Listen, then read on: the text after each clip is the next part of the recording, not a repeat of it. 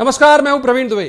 BJP के नए HR head Narottam Mishra इन दिनों पार्टी के सबसे व्यस्त नेता हैं। रोज किसी ना किसी कांग्रेसी को पार्टी दफ्तर लाना और उससे भगवा दुपट्टा उड़ाना एमपी बीजेपी के सभी बड़े नेताओं मसलन मुख्यमंत्री मोहन यादव, प्रदेश अध्यक्ष वीडी शर्मा, यदि कद थोड़ा बड़ा हुआ तो पार्टी के संगठन प्रभारी हितानंद जी की मौजूदगी में फोटो सेशन करवाना और फिर कार्यक्रम संपन्न। पूर्व केंद्रीय मंत्री, सांसद, मंत्री, विधायक, कांग्रेस जिला अध्यक्ष सहित उस जिले का पूरा संगठन जाने ऐसे कितनी सूखी, इठलाती, गहरी, बंजर हर तरह की नदियों को वो अपने भाजपा के समंदर में समाहित करवा चुके हैं। जाहिर है कि ये फैसला आम सहमति से ही होता होगा। खैर, इस कहानी का टुडे एलिमेंट की बात कर लेते हैं। टुडे एलिमेंट है सैयद जाफर। उनकी सियासी बल्दियत ही उनका अब तक का उनका पूरा वजूद रही है। यानी जब तक कमलनाथ ने उन्हें प्रदेश प्रवक्ता नहीं बनाया था और जब हटा भी दिया था, तब तक उनके नाम के नीचे लिखा जाता था कमलनाथ समर्थक। वो बीजेपी में शामिल हो गए। उनका शामिल होना बीजेपी को छिंदवाड़ा में फायदा उतना ही पहुंचाएगा जितना एक वक्त में संजय मसानी के कांग्रेस में शामिल होने से कांग्रेस को हुआ था, यानी कुछ भी नहीं। फिर भी वे क्यों लाए गए? जवाब दो तरह से आ रहे हैं।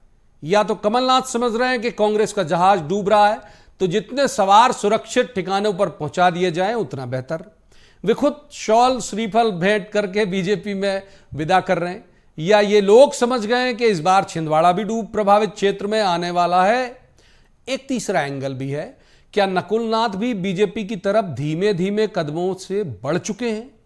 सैयद जाफर तो पचौरी और बाकी नेताओं की तरह यह भी नहीं कह सकते कि रामलला के मंदिर मामले में कांग्रेस ने जैसे बहुसंख्य आबादी का दिल तोड़ा उससे वे आहत हैं। आपको याद होगा कि अधिकतर जिन लोगों ने, कांग्रेसियों ने बीजेपी ज्वाइन की, उनका पहला वाक्य यही था कि वो तो राम मंदिर के मसले पे बहुत आहत हुए, इसलिए बीजेपी में आ गए। सैयद जाफर पर यह शायद एप्लीकेबल नहीं होगा। तो ऐसे बहुतरे सवाल जिन्हें लेकर एक खास पैनल के पास जाएंगे और कहेंगे जवाब तो देना होगा, लेकिन रस्मन सबसे पहले आपको दिखाते हैं एक रिपोर्ट। देखिए।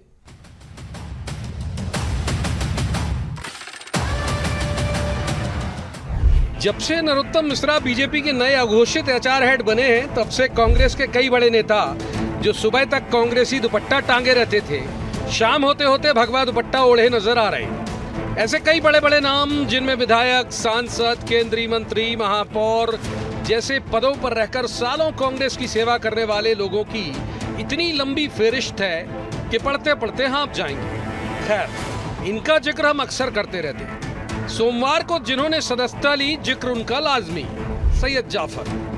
यूं तो कोई बहुत बड़ा पद उनके पास नहीं था कांग्रेस में, सिवाय इसके कि उनकी सियासी वल्दियत थे कमलनाथ। उनकी पूरी राजनीति केयर ऑफ कमलनाथ बीती और उसके बाद वे नकुलनाथ के साथ रह गए।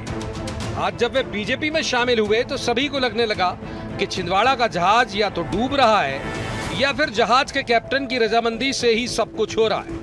वजह जो भी हो, लेकिन बीजेपी जानती है कि ऐसी भर्तियों में पद कोई मायने नहीं रखता, व्याख्या ही मायने रखती है। जिस प्रकार से भारतीय जनता पार्टी की एक लहर चल रही है और जितनी बड़ी एक तरह से लाइन है कि हमको अब अपने परिवार में सम्मिलित करने में भी लिमिटेड लोगों को, माननीय सतीश जी यहाँ मौजूद है, भगवान दास जी है, बंटी भाई है, बंटी आप आगे बढ़ो, पूरा छिंदवाड़ा आपके साथ है। लेकिन ये अभी अंत नहीं है, अभी तो और काफी लोग बचे हैं, ये सिलसिला जारी रहेगा। एक बार सैयद जाफर को कमलनाथ ने बहुत नाराजगी के साथ भोपाल के बंगले से बेदखल किया था, ऐसी खबरें आई थी। जब ओबीसी आरक्षण पर उन्होंने पार्टी की लाइन से बाहर जाकर कोर्ट में आवेदन लगाया था, तब वो प्रदेश प्रवक्ता थे। संभव है कि उन्होंने ऐसा जानबूझकर किया हो और बीजेपी को लाभ पहुंचाने के भाव में वे अंदर ही अंदर पहले से ही काम कर रहे थे। खैर, जब से जीतू पटवारी प्रदेश अध्यक्ष बने हैं, तब से कांग्रेस में जो पतझड़ शुरू हुई है वैसी कभी नहीं हुई। अब ये शासक कांग्रेस के नेताओं के जरिए कराई जा रही है या यूं ही हो रही है, ये अलग शोध का विषय हो सकता है। कांग्रेस इस चरम की टूटन को भी मामूली ही बताएगी और यही कहेगी कि क्या फर्क पड़ता है किसी के आने और जाने से। मूवमेंट इसलिए कर रहे हैं कि ये सोच रहे हैं कि 28 सीटें तो इनकी जीती हुई है, 29 जीतना है, 29 हुई, छिंदवाड़ा जीतने की बात कर रहे हैं। लेकिन ये भूल रहे हैं पूरी पार्लियामेंट की जितनी विधानसभा है सब पे कांग्रेस के विधायक आज भी नहीं, पिछले बार भी थे। सांसद नकुलनाथ जी वहाँ पे, और कमलनाथ जी ऑलरेडी विधायक है वो वहाँ बैठेंगे। तो इनका जो मंसूबा है कि ये छिंदवाड़ा सीट जीत लेंगे, ये पूरी तरह से दी स्वप्न है, स्वप्न देख रहे हैं, ये होने वाला कुछ नहीं है। इतना तो तय है कि सुरेश पचौरी से लेकर सैयद जाफर तक जितने भी बड़े या छोटे नाम बीजेपी में शामिल हुए हैं, उनको कोई कद, ओहदा, रुतबा तो मिलने से रहा। बीजेपी को बाहरी लोग सिर्फ एक विशाल वटवृक्ष मानकर उसकी छांव में कुछ देर के लिए विश्राम कर सकते हैं। असली भाजपाई जो हैं, सिर्फ उन्हीं के खाते में होगी सत्ता और संगठन की मलाई। फिर नरोत्तम मिश्रा इतनी भर्तियां क्यों कर रहे हैं? जवाब शायद यही होगा, कांग्रेस मुक्त प्रदेश। Bureau report, BSTV। एक बेहद वरिष्ठ और खास पैनल हमारे साथ जुड़ा हुआ है, उनका तारुफ में सबसे पहले आपसे करा देता हूं। हमारे साथ है संजय यादव, पूर्व विधायक भी हैं, कांग्रेस के बड़े विद्वान ऊर्जावान प्रवक्ता भी हैं। बहुत स्वागत है संजय जी का। दूसरे मेहमान है घनश्याम फिरोनिया, ये भी पूर्व विधायक हैं, बीजेपी के विद्वान ऊर्जावान प्रवक्ता हैं। बहुत स्वागत घनश्याम जी का। तीसरे मेहमान है मृगेन सिंह, बहुत सीनियर जर्नलिस्ट हैं, बहुत अच्छे राजनीतिक विश्लेषक हैं। मृगेन जी का भी बहुत बहुत स्वागत। जाहिर तौर पर शुरुआत करेंगे संजय जी से, उनके ही महाकौशल इलाके का ही मामला। संजय, छिंदवाड़ा की लिस्ट गिनाऊंगा तो बहुत लंबा वक्त निकल जाएगा, लेकिन अब और उम्मीद है कि आपको पता ही होगा, ये जो छिंदवाड़ा से पलायन शुरू हुआ, बाकी जगह पे तो आगे सवाल में पूछ लूंगा, क्या वजह है इसकी जो छिंदवाड़ा से हो रहा है पलायन? देखिए प्रवीण जी, स्वाभाविक है, आप ही से मैं सुन रहा था अभी कि सैयद जाफर, एक तो पता नहीं भारतीय जनता पार्टी को वैसे सैयद या जाफर के नाम से तकलीफ तो हुई होगी। वो भारतीय जनता पार्टी में नरोत्तम मिश्रा जी एक भाजपा से बदला भी ले रहे, क्योंकि आज कैलाश विजयवर्गीय जी का कल या परसों बयान आ रहा था कि बीजेपी के कार्यकर्ता घोड़ाओं पर जिनको ले रहे उनको हम पट्टा पहना रहे हैं। पट्टा किसको पहनाया जाता है? कांग्रेस में तिरंगा पहनाया जाता है, जो भारत की शान और आन बान होती है। लेकिन भारतीय जनता पार्टी में कहा हम पट्टा पहना के ला रहे। पट्टा किसको पहनाया जाता है, मैं उसके विस्तार में नहीं जाना चाहता हूँ। ठीक है। तो स्वाभाविक रूप से भारतीय जनता पार्टी कहीं ना कहीं घबराई हुई है, क्योंकि उनको लग रहा, क्योंकि जो गैंगबाजी हुई और इलेक्टरल बॉन्ड सामने आया है, इन्होंने अगर 400 सीट के कॉन्फिडेंस में थे तो इनको किसी की आवश्यकता नहीं थी। हमारे यहाँ तो अच्छा है, कचरा साफ हो रहा है जो हमारे ऊपर लदे हुए थे, और स्वाभाविक रूप से आस्तीन के साथ थे।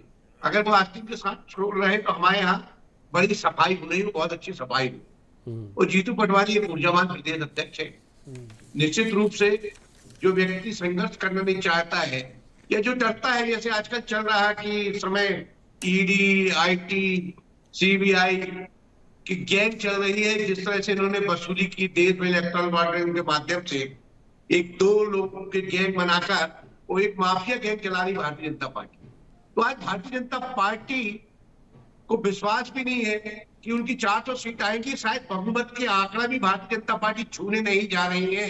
ये कितना ख्याली पुलाव पका ले और हमारे यहाँ का कचरा ले जाके इनको नुकसान ले जा रहे हैं। ठीक है संजय जी, मैं आपकी रोकूंगा आपको, एक बार घनश्याम जी से पूछ लेता हूँ। घनश्याम जी, बहुत प्रसन्न मत होना आप, संजय जी की बात बहुत स्पष्ट तौर पर ध्वनित हो रही कि कचरा ले जा रहे हो आप इनके यहाँ का। ये बहुत खुश हैं कि इन्हें खर्च नहीं करना पड़ रहा सफाई के लिए। देखिए, मुझे बड़ा कहते हुए संजय जी हमारे ही बोल रहे थे, ये जो जिन लोगों ने कांग्रेस को बढ़ाया, कांग्रेस के लिए उन्होंने अपने खून पसीना एक किया, और वो लोग आहत हैं, और आहत होकर कहीं ना कहीं भारतीय जनता पार्टी के रीति नीति विचारों से सहमत होकर के अगर वो भारतीय जनता पार्टी में आ रहे हैं, अब उनको कचरा कहना, उनको आस्तीन के सांप कहना, और उनको ये कहना साहब कि वो कहीं ना कहीं किसी न किसी उद्देश्य को लेकर के गए हैं और कहीं ना कहीं लाभ के लिए गए हैं, उनका कुछ ना कुछ साधने के लिए गए हैं, ये कहना मुझे लगता है संजय जी ठीक नहीं है। आकलन करने की आवश्यकता है कांग्रेस को। कल भी माननीय पूर्व मुख्यमंत्री शिवराज सिंह जी ने जो आंकड़े दिए, आप अंदाज लगाओ इतने सारे लोग ये कांग्रेस छोड़ करके भारतीय जनता पार्टी या अन्य जो अपने स्वयं के दल बना करके ये सब छोड़ करके जा रहे हैं, तो कहीं ना कहीं जो कांग्रेस मुक्त भारत का जो सपना था वो कहीं ना कहीं साकार हो रहा है। और दूसरा देखिए, चुनाव को चुनाव की तरह लड़ा जाता है, और चुनाव में जो जो हो सकता है वो करके हम जी नमस्कार हमारी योजनाएं, हमारे कार्यक्रम, जी। जन कल्याणकारी कार्य ये जनमानस के बीच में ले जा करके और पुनः हिंदुस्तान की सरकार ये नरेंद्र मोदी जी के नेतृत्व में बने, भारतीय जनता पार्टी के नेतृत्व में बने, एनडीए 400 पार हो, इस हेतु हम सब लोग केवल चुनाव के हित में नहीं सदा ये कार्य करने वाले लोग हैं और हमसे प्रभावित होकर के, हमारी नीतियों से प्रभावित होकर के आज भाजपा में लोग शामिल हो रहे हैं। तो कांग्रेस ठीक है, को संजय जी के पास ही आ जाता हूं। मृगन जी शायद कहीं इंगेज है अभी। एक बार संजय जी एक सवाल ले लीजिए मेरा। संजय सवाल ले लीजिए। सवाल ये है कि जो बीफ का व्यापार करते हैं उनसे आपने बात करी है। संजय जी सवाल ले लीजिए। संजय जी एक सवाल ले लीजिए। मैं ये कह रहा हूं कि जीतू पटवारी जी के बनने के बाद जो भगदड़ तेज हुई है, तो इससे क्या लग रहा है आपको कि कहीं ऐसे नहीं लीडरशिप पे सवाल तो नहीं उठते कि जब इतने इस्तीफे एक साथ होने लगे तो लगेगा कि भाई चयन गलत हो गया क्या प्रदेश अध्यक्ष का? नहीं, बहुत अच्छा चयन हुआ है और जीतू पटवारी के चयन से हम सभी लोगों को नया युवा का संचार हुआ। वो लड़ने वाला हमारा साथी है, तो स्वाभाविक रूप से जीतू पटवारी से कांग्रेस को लाभ होने वाला है, क्योंकि वो नकारात्मक सच बात बोलता है, भाजपा को जिसमें मिर्ची लगती है।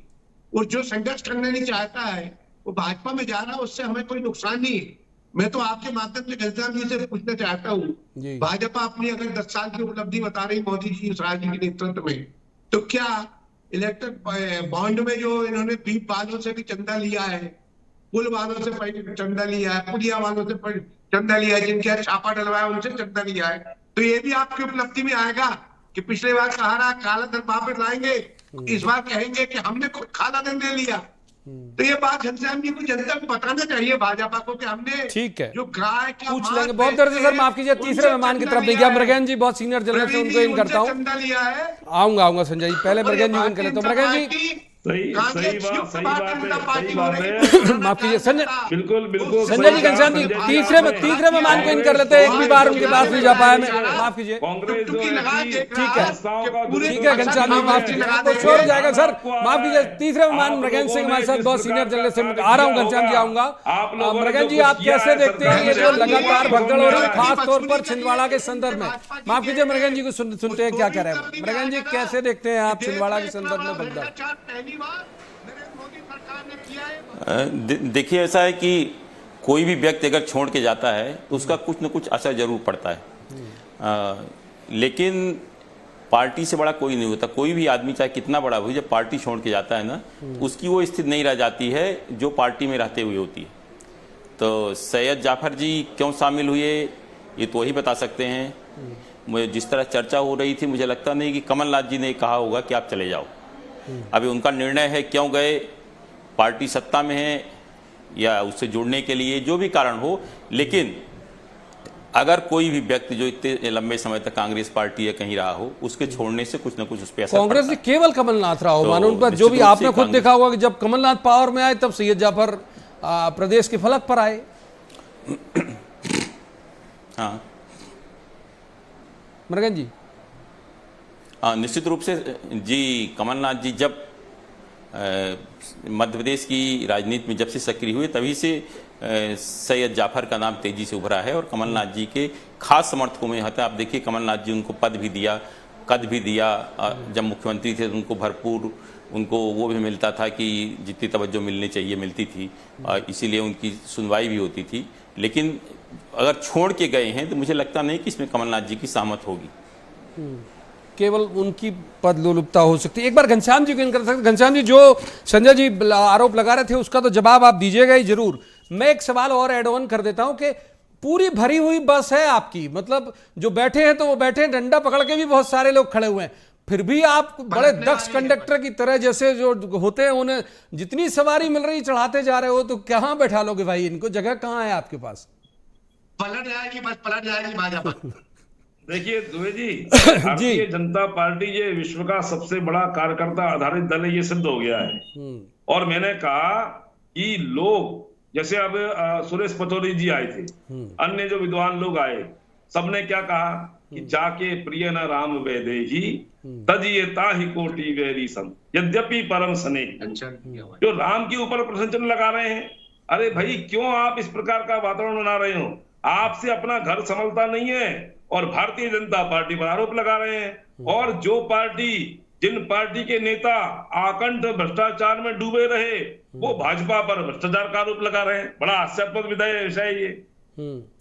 संजय जी, ये सवाल आपके लिए बहुत बड़ा लाजिम हो जाता है कि जब कमलनाथ प्रदेश मुख्यमंत्री थे, माफ कीजिए, तब ओबीसी के मसले में मेरे सर्वोत्तम संज्ञान के मुताबिक आपके शहर के ही हाई कोर्ट में इन्होंने ओबीसी पर एक याचिका लगाई थी जो पार्टी लाइन के अगेंस्ट थी, ध्वनित हो रही थी। और ये खबरें आई कि कमलनाथ बहुत नाराज हुए कि ये पिटीशन लगाई क्यों गई, ऐसे लग रहा था कि शायद ये पार्टी लाइन से बाहर है। और उसके बाद से इनकी कुछ जो आमद रफ्त है वो भोपाल में कम की गई थी कमलनाथ की तरफ से। तो क्या उसी वक्त से कुछ ये मूड बना रहे होंगे, आपको लगता है सैयद जाफर? संजय जी, सुन पा रहे हैं आप? कुछ संजय जी के पास तकनीकी दिक्कत है, एक बार मृगन जी को इन कर लेते। मृगन जी, कोई ऐसे लोग भी लगातार आते जा रहे हैं, मैंने हम जिन्हें देखे कि भाई बहुत बड़ा कद है या पद है तो समझ में आता है, अदरवाइज जो भी जिस भी स्तर के नेता हैं उनको बीजेपी तुरंत स्वागत कर रही है। जिस तरह की आक्रामक इनकी तैयारी है, जिस तरह की पास लीडरशिप है, जिस तरह की प्लानिंग है, उस तरह से आपको जरूरत लगती है कि इन लोगों को रोज जो एचआर हेड है नरोत्तम मिश्रा, वो नई भर्तियां डेली करते रहना चाहिए? नहीं, देखिए, जिस तरह से भारतीय जनता पार्टी कांग्रेस मुक्त भारत करने में लगी हुई है, तो उसकी जिस तरह से पार्टी हाईकमान का निर्णय है कि जितने अधिक से अधिक कांग्रेस के बड़े नेता, भले ठीक है उनकी उम्र ज़्यादा है या उनकी वहाँ ज़्यादा उपयोगिता ना हो, लेकिन कोई बड़ा नेता आता है, जैसे सुरेश पचौरी जी पूर्व केंद्रीय मंत्री रहे हैं, प्रदेश अध्यक्ष रहे हैं, 4 बार राज्यसभा सांसद रहे हैं, इस तरह के लोग आते हैं तो एक माहौल बनता है पूरे प्रदेश में। जो भारतीय जनता पार्टी ने एक मुहिम चलाई है कि हमें अधिक से अधिक लोगों से हर बूथ पे 370 वोट बढ़ाना है, तो निश्चित रूप से उसका कहीं न कहीं असर पड़ता है। संजय जी तक अगर आवाज जा रही हो तो मैं ये सवाल जरूर उनसे करूंगा। संजय जी, जो पहला सवाल मैंने किया था, सुन पा रहे होगा आप तो, कि जब कमलनाथ सीएम थे तब भी ओबीसी के मसले पे इन्होंने पार्टी लाइन के अगेंस्ट जाके एक याचिका लगाई थी, तो क्या आपको लगता है कि उस वक्त से ही सैयद जाफर जो है वो बीजेपी के कनेक्शन में रहे होंगे?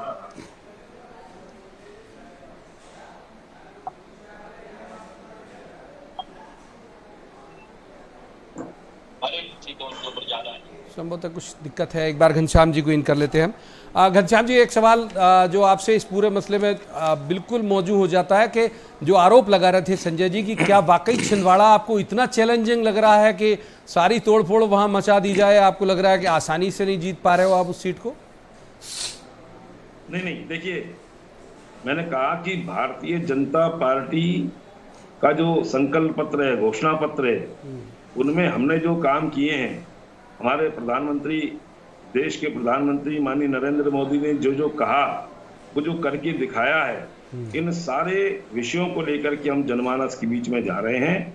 और जो लक्ष्य भारतीय जनता पार्टी ने लिया है कि 29 की 29 सीटें भारतीय जनता पार्टी जीते, इस हेतु चुनाव की तरह लड़ करके हम वहां पर भी जो एक हमारी सीट बची है छिंदवाड़ा की, उसको इस बार भी भारतीय जनता पार्टी अपने पाले में लाएगी और वहां भी छिंदवाड़ा में कमल का फूल खिले, इस हेतु हमारे सारे के सारे कार्यक्रम हैं।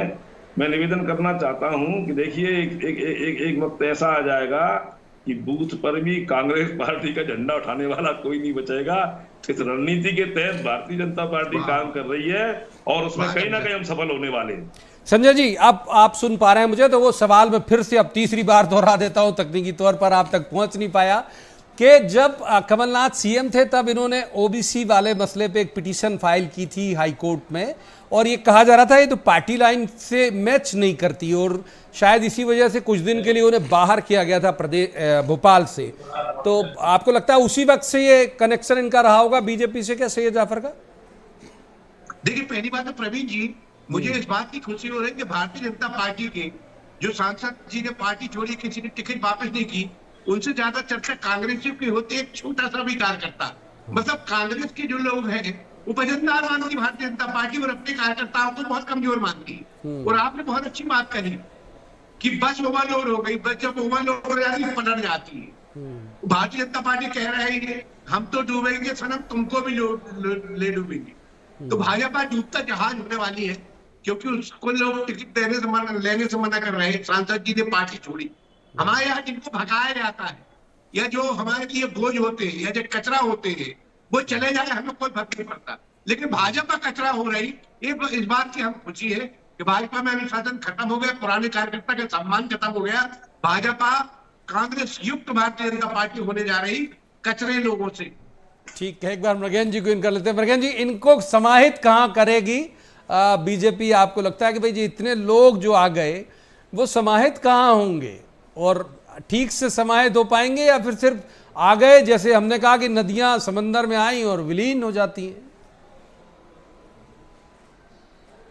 नहीं, मुझे लगता है कि कुछ लोग तो विलीन हो जाएंगे, लेकिन कुछ लोगों को पार्टी काम देगी, क्योंकि देखिए पार्टी इतनी बड़ी है, बहुत सारे काम होते हैं, बहुत सारे पद होते हैं, इतने से प्रकोष्ठ हैं, इतने जात के प्रकोष्ठ बने हुए हैं, बहुत सारी चीज़ें ऐसी हैं जहां इनको एडजस्ट किया जा सकता है। लेकिन कुछ लोग हो सकता है कि इधर उधर भी चले जाएं, जो कि लोग भूल जाएं कुछ दिनों के बाद कि इस तरह के भी कोई नेता थे जो भाजपा में आए थे। जी घनश्याम जी, डूबता जहाज है आपकी पार्टी, ये कह रहे हैं संजय यादव कि भाई डूब ही रहा है जहाज आपका, इसीलिए और ज्यादा मत वजन बढ़ाइए, ये उनका अनुरोध है आपसे। देखिए, आपने भी कहा कि सागर है भारतीय जनता पार्टी, इसमें सारी नदियां समाहित होंगी, और वो भी सारी नदियां समाहित होने के बाद में सागर के रूप में कहलाएंगी।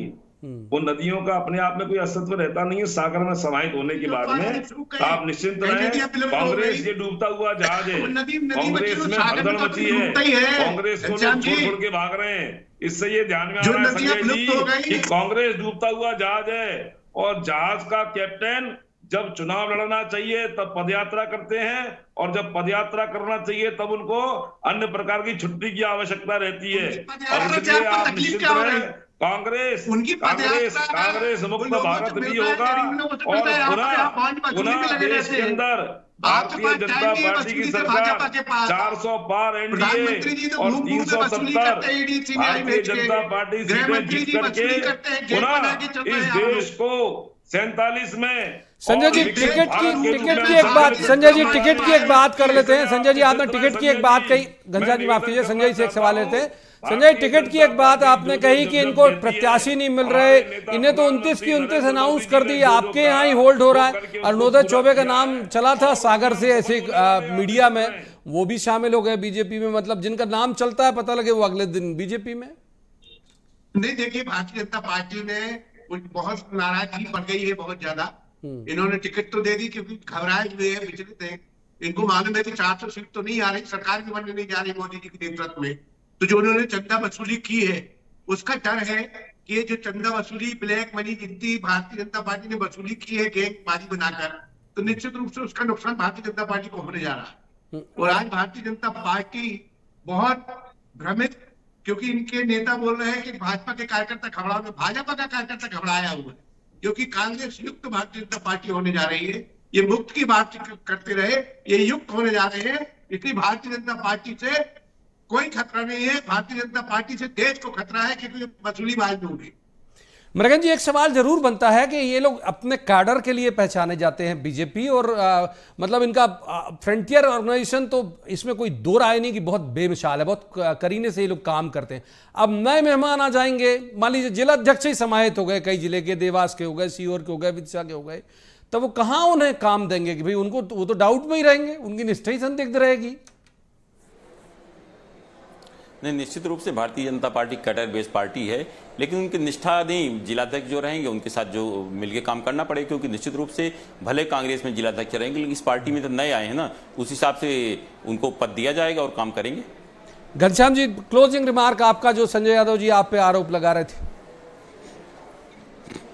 देखिए, बिल्कुल अभी आदरणीय हमारे मृगेन जी भी कह रहे थे, भारतीय जनता पार्टी ये विचार आधारित पार्टी है, एक विचार को लेकर के काम करती है, व्यक्ति विशेष की सोच हमारे अंदर नहीं है। और इसलिए हमारे यहाँ जो लोग आ रहे हैं सबको कहीं ना कहीं काम पे लगाया जाएगा, सबको कोई ना कोई काम दिया जाएगा। और इसलिए हमारे यहाँ पर वर्गों की व्यवस्था है, प्रशिक्षण की व्यवस्था है। हम सब लोग मिलकर के स्वयं का हित छोड़ करके, देश सर्वोपरि है, राष्ट्र सर्वोपरि है, मैं रहूं या ना रहूं, ये देश रहना चाहिए। माफ कीजिए, वक्त इजाजत नहीं देता, मुझे रोकूंगा। घनश्याम जी, आपको बहुत बहुत शुक्रिया तीनों मेहमानों का इस चर्चा में शामिल होने के लिए। ये बात तय है कि जिस तरह से बीजेपी में लगातार भर्तियां चल रही हैं, उससे कांग्रेस बेचैन तो जरूर होगी, क्योंकि इनका काडर जो है वो ऑलरेडी बहुत मजबूत है। नए लोगों के आने से फायदा बीजेपी को कितना होगा ये भले आप इस पर सवाल कर सकते हैं, लेकिन कांग्रेस को नुकसान जरूर होगा, ये एक सोचने वाली बात है। आज की इस चर्चा में इतना ही। कल किसी खास मसले पर खास पैनल के साथ बैठकर कहेंगे, जवाब तो देना होगा। आप देखते रहिए BS TV।